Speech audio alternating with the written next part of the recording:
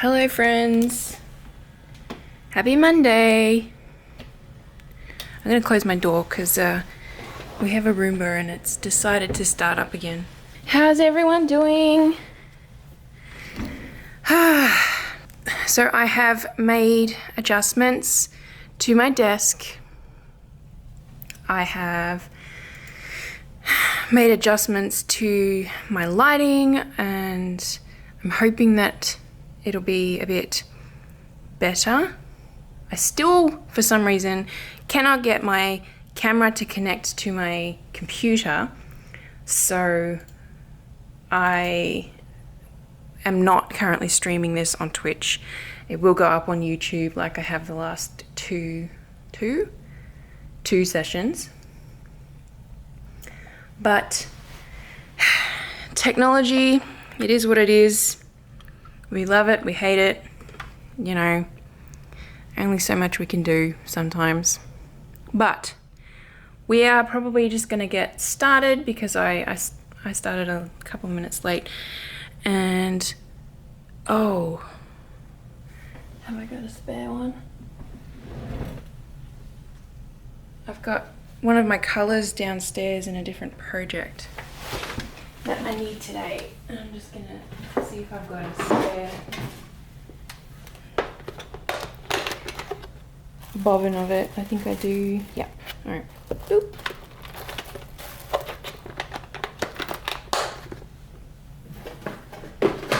We will just use that instead. So today we are going to do plaid filling, which we will need, I mean, whatever colors you want to use, but we're going to need our lighter red, we're going to need our darker red, and our yellow. Which, yeah, if you're following the pattern, is these three colors here, and we're going to be using all 6 strands, and it should be fun. I'm just gonna, like I said, I've shifted everything on my desk, so I'm like, things are in the way. So what we're going to be doing is all the inside stuff here. You can't really see it, I'll be honest, but there is like a little grid. So it's got some fluff on it. I didn't do my couching very tight, so you can see it's a bit loose here on my finished piece, but that's okay. So there's a little grid so we can see the line here and here and here and one here, here, here and here. So we're going to be doing that in our darker red, whatever matches your border here. And that is going to be a little bit of couching as well, just because it's a curved line. Well, they are all curved lines, but that's not as, doing the couching for this is not as important as it was for this bit here. So I'm gonna load up 2 needles with floss again. I'm just doing it off camera because it's so much easier. So much easier. Got a tiny little bit of red.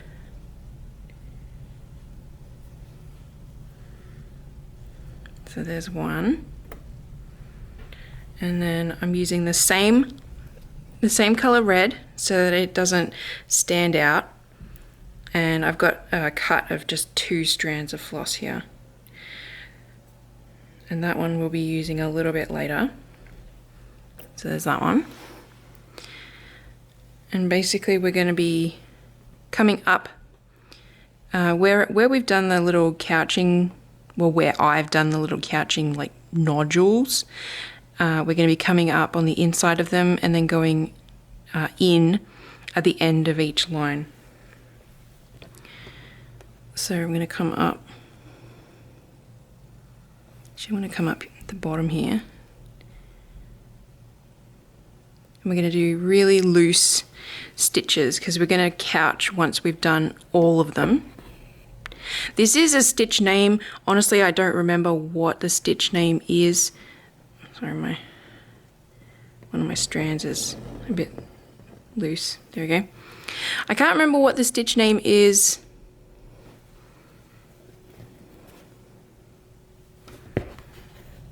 I should look it up and I'll amend the YouTube video.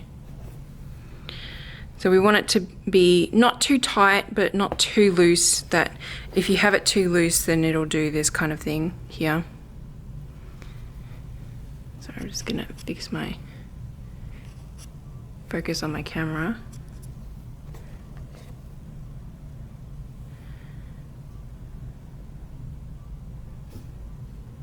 Oh, my camera does not want to focus.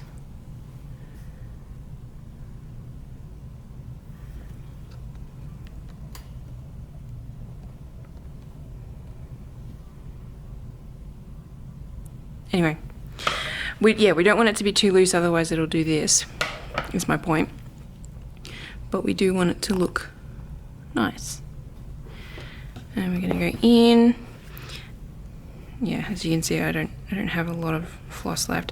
So as long as you can move it to where it's going to sit, then you're set. I'm grabbing it with my thumb so that I don't pull it through too tight.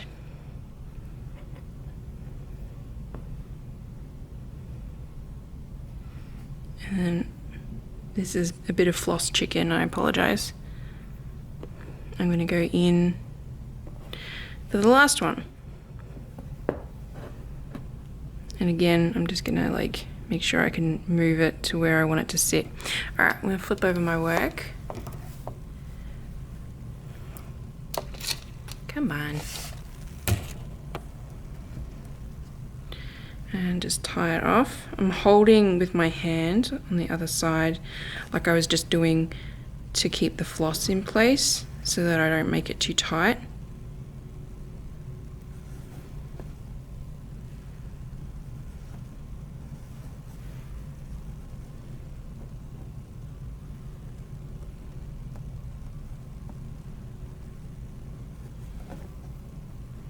Here we go. Scissors.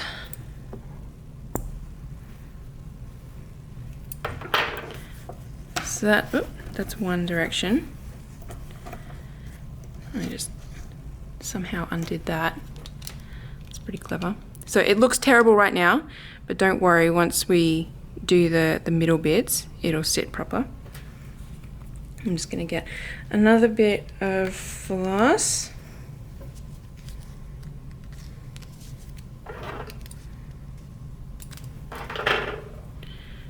Grab my needle. So just because I haven't shown it for a while, I will show you the Quilters Knot.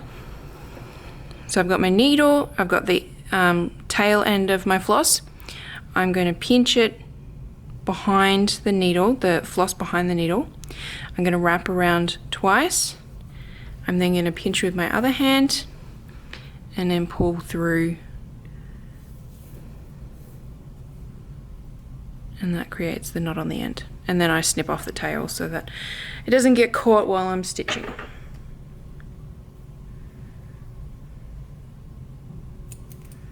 And that is called a quilter's knot. Don't know why, but it is. Okay, so now I'm going to do the other side, the other direction.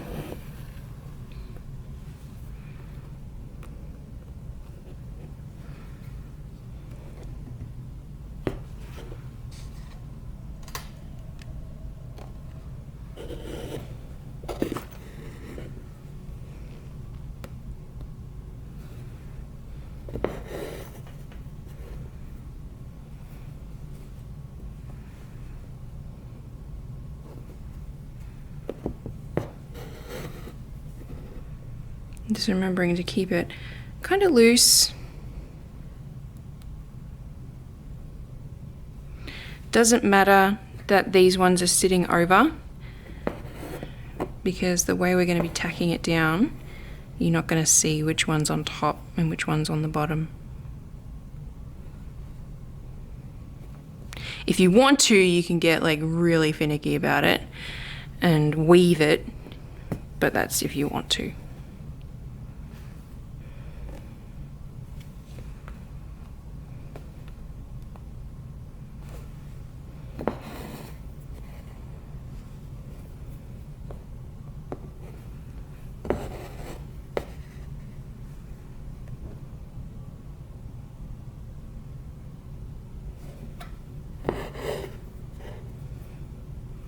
And this one crosses over just slightly, doesn't go in the same spots. And that is that part. Now we're gonna just tack that out of the way. I've got my thread here that's just 2 strands. I've already done my knot on the end. And then basically what we're gonna do is come up. We might have to like move our floss so that, well, no, we will have to move our floss so that we get our little crossovers in the right spot. But we're going to come up on one side, and then on the diagonal, we're going in to tack it down. So we're going to move our floss so that they're on the right sides. We're going to come up on one side of the crossover, move our floss, and go in on the diagonal. We're going to come up and then in. Now you want to make sure that your little crosses, like whichever diagonal you're doing, whether it's top left to bottom right or top right to bottom left, you want to make sure that they're all the same so that they all match. But that's not a big deal. Like that's not a make or break design look, because we are going to be covering a fair amount of the area.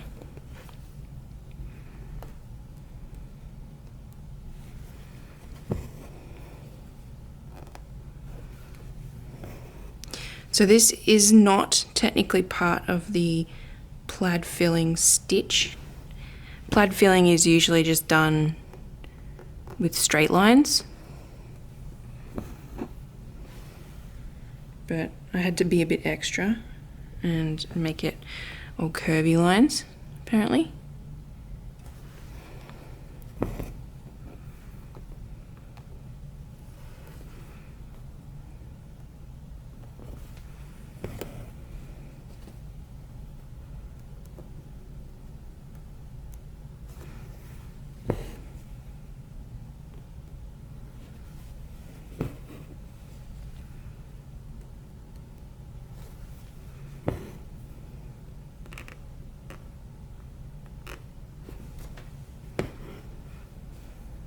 So once you get this far through, you'll notice that it does get a little bit quicker because our lines are all kind of sitting in the right spot. Don't forget to do this one here, even though it is really close to the edge.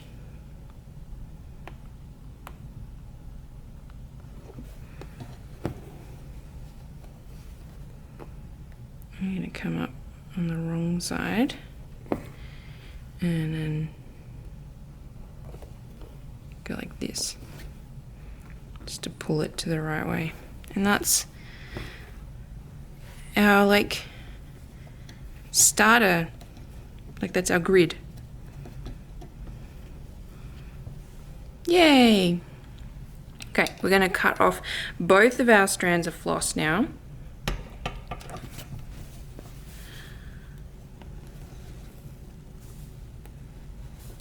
We don't need this color anymore.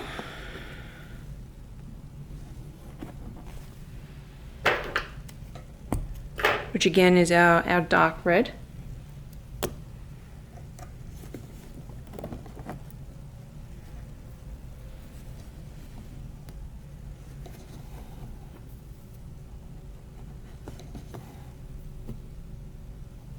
But also, again, you can do whatever colors you want. entirely up to you, it's your piece. There we go. Okay.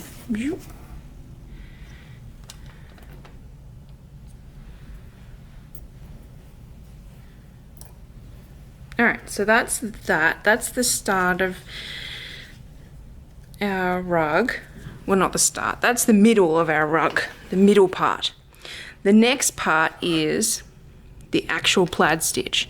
So the only tricky thing with the plaid stitch, to make it look symmetrical, I guess, is we're going to be kind of weaving some of our stitches.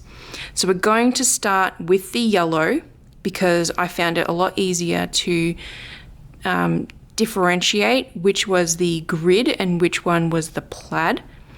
So we're going to do yellow first and then the light red, lighter red. So what we're going to be doing is doing all of the, we'll say this way is horizontal and this way is vertical, even though it's kind of, I can turn it like that, I guess. So we're going to do all the horizontal ones first, and then we're going to do all the vertical ones, because the vertical stitch of the yellow sits on top of the vertical yellow sits on top of the horizontal yellow. Hopefully that makes sense. So let's get started with that. We are going to need all 6 strands. Where's my yellow gone? All 6 strands, and you will want a decent cut of floss.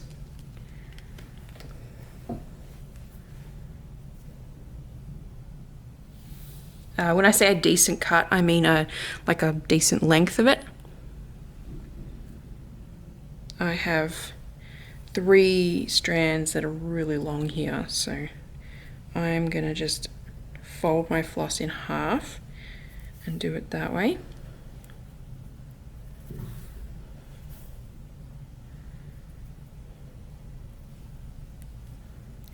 And poke my finger apparently. Alright, so I've got my knot sorted. Knot's not completely sorted, it's being a bit silly. There we go. Okay, so again, we're going to be doing the horizontal yellow first and then the vertical yellow. So I'm going to start up in this top corner and basically just like work my way across, and then that way, that way, that way, that way, and then once we get to the bottom, we're going to start doing the vertical ones. So I found it really helpful to continuously check my pattern to make sure that I was doing it right. The other thing to note actually is the plaid filling stitch is only every alternate square. So as you can see, there are squares that have no crosshairs in them. So we do want to make sure that we start kind of underneath the border line, and then we're going to cross over into this blank square. So we're going to cross over the grid line, which is here and here, for all of the plaid filling. So sorry about the background noise, my vacuum just finished. And we're working, actually, again, the other thing is, we're working in thirds for this.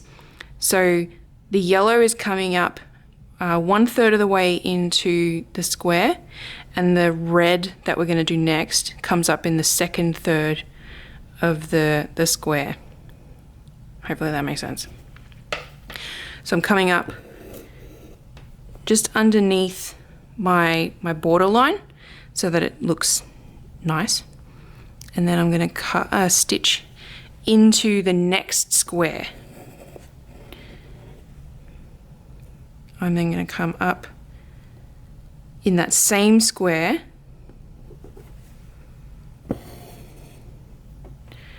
cross over the one that's going to have the plaid filling crosshair in it, and into the following square.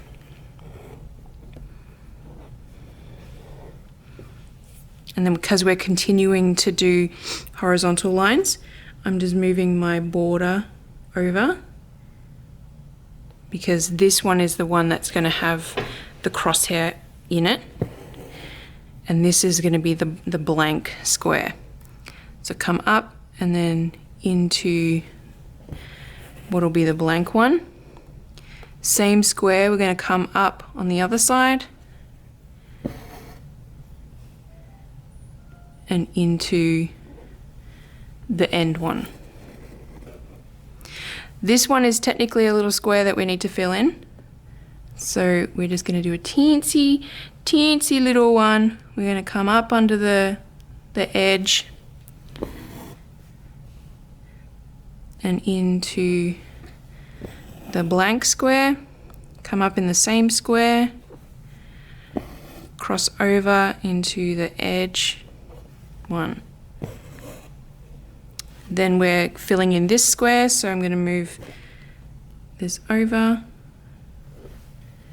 come up into the blank one,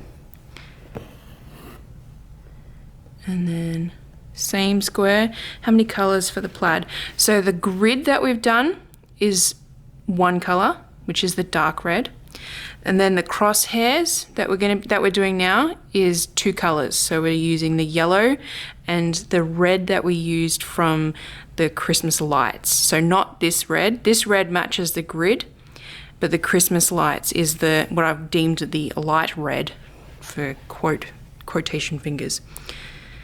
So we come up in this, what I'm calling the empty square, into, well, just under the border. So now this is our empty. See, this is why I said it's good to refer to your pattern. My actual finished stitch is different, so I'm going to look at my pattern. Yeah, okay. So technically this tiny little square here would be what would have the crosshair. So we're coming up, not underneath the grid, because this is what I'm calling the empty square, and this is the other empty square. And we're going in there, and then we're coming up at the edge. If I can do it, there we go. And then into this one. Now, we have done all of the horizontal yellow lines, and because the vertical yellow line sits on top of the horizontal one, we're now going to work our way from the bottom up and do all the vertical ones, and they are going to sit on top. Where's my needle gone? There it is. And I might actually run out of floss. Should be fine. So I'm going to come up, down here, and do one really big stitch. If it doesn't curve along the line, don't worry about it, seriously. You're going to be doing too much couching if you are stressing about that kind of thing. So we're coming up in the same square. We're going to cross over this one and into the next empty square. Coming up in the same square. You can come up where you stitched before, or like you can come up here if you want to. It doesn't, I noticed it didn't really make a difference in how it looked. It was, the main thing to be concerned about was the way that your floss sat on top of all the other strands. So now we're going to come up on the border, go into the empty one, come up in the same square, cross over into the next empty one, come up in the same square and into this little triangle shaped one. And I have to change my floss, unfortunately. I didn't get enough on my needle. It uses a lot of floss because, as you'll see when I flip it over, it has to stretch to some places. I'm trying to be conscious of that and like stitch in a way that I'm making the most of my floss, but yeah, because I folded 3 strands instead of using just 6, I didn't have enough. Alright, so I'm gonna get some more.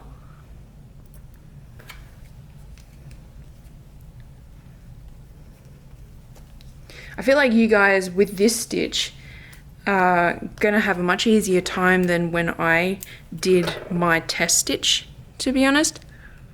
Because I was like, this isn't sitting right, and I had to like take it out and redo it and figure out how I wanted it to sit and look nice. And yeah, because the like example from the book that I have about different embroidery stitches didn't use different colors to differentiate how it would sit properly.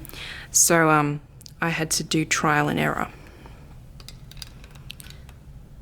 But hopefully you think it looks cool too. I think it looks really cool.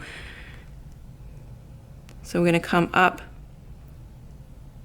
kind of on the edge, because this is a little triangle shaped one, but it's our empty square. That's not a square. So we're gonna come up there and then cross over into the next one. Again, don't worry that it doesn't follow the curve of our grid. That's the least of the problems, so to say. It's not a problem, but yeah. So come up in the same square, we're gonna cross over, sorry my hand's in the way, and go into the next one. And then we're gonna move our grid line, come up, and then into, sort of actually go under the grid line a little bit. Apparently my floss is all tangled. And then I did a tiny little one here. I suggest that you kind of do one that looks like it's being folded over or something. So just kind of like something little like that. Otherwise it looked, when I did nothing on mine, I fixed it. But basically if I didn't do it there, then it just looked like something was missing, pretty much. So that's the yellow. The tricky one now is the red, but I promise you it will be not painful. You just have to take it a bit slow and make sure that you're paying attention, really. Which for a Monday morning, I'll be honest, can be kind of hard.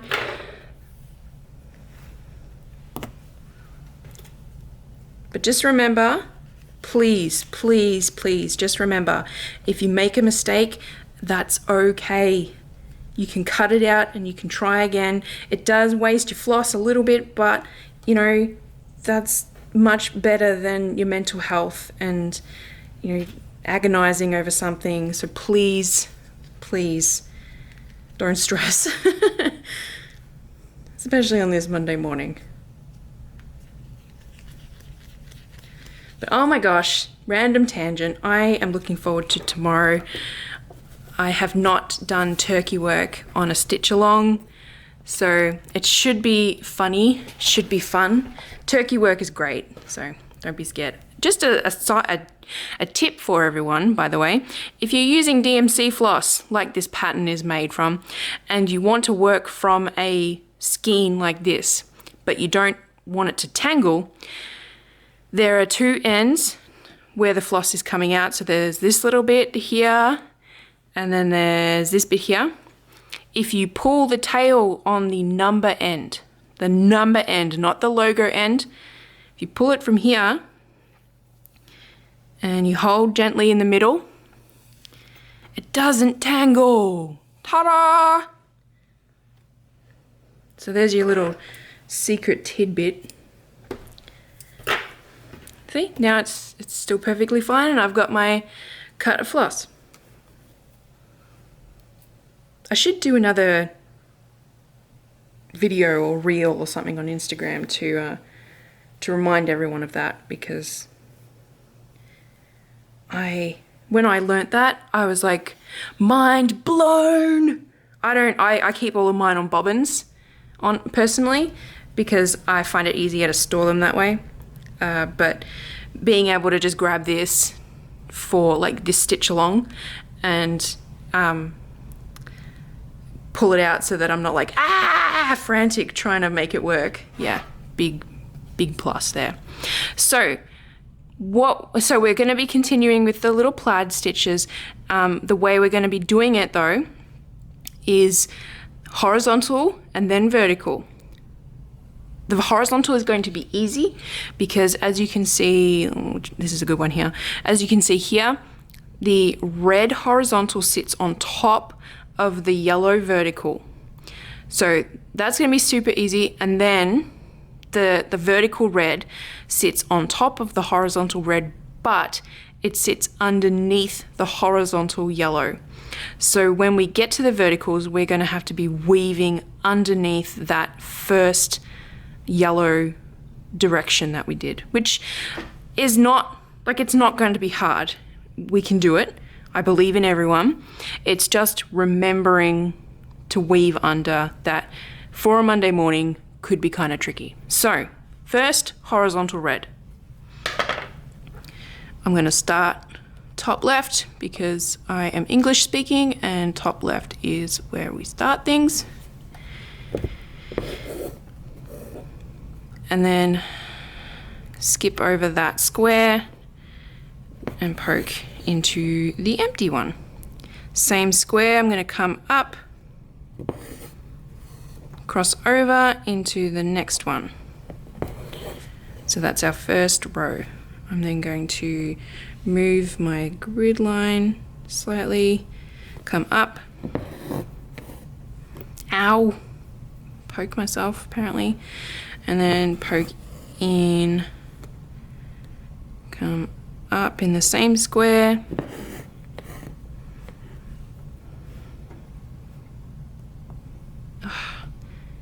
my big hands are in the way. All right, because we're trying to kind of show that this one has floss in it, we're going to come up really close to the very end of the triangle and do just a tiny little stitch.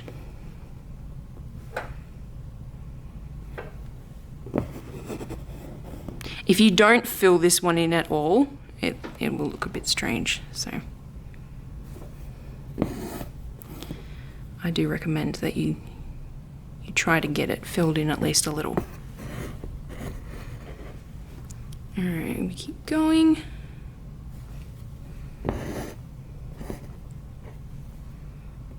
And just a reminder, don't worry about the lines being straight where the grid is not. Because we have the grid curved the way it is, as you can kind of already see, it gives the illusion that the plaid filling stitch is curved. So just trust me, trust the process, you can do it.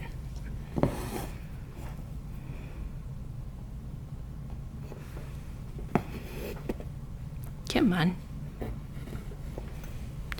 All right, one more. And then the fun bit. Hopefully I haven't scared everyone away. All right, so now we're going to start, we're going to do this row, well, this column here, and work our way down.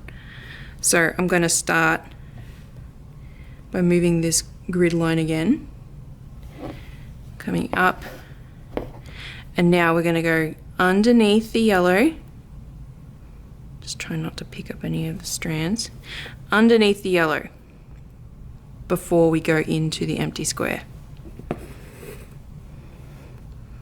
And we're going to come up, go underneath the yellow. Not the red, the yellow.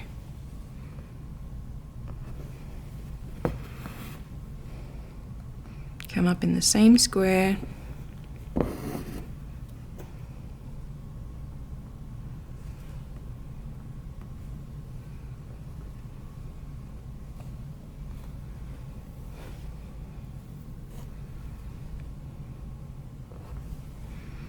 So I use the eye end of my needle just then to get under it nicer, because I've got a pointy needle, so sometimes you can have a bit of trouble getting it nicely under. So because now we're working our way top to bottom, I got to remember that I need to go under this way.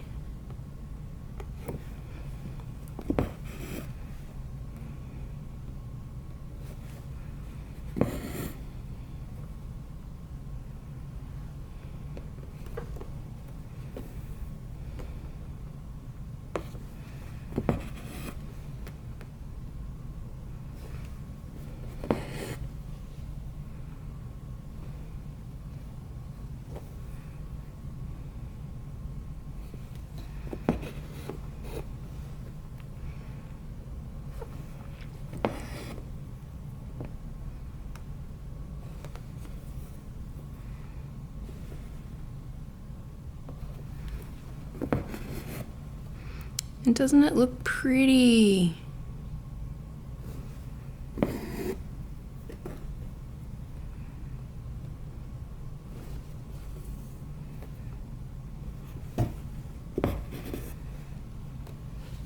Move my little grid line.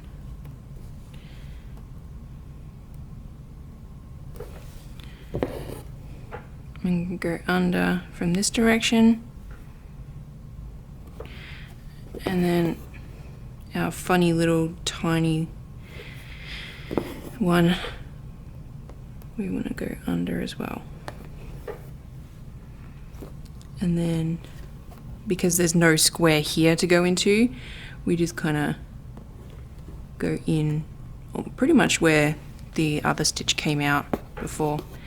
But that is it. How cool is that? So you should see that every strand in the plaid filling stitch will go under and over another strand. Hopefully that makes sense. I don't know how else to phrase it. But yeah, I think it's a really cool stitch.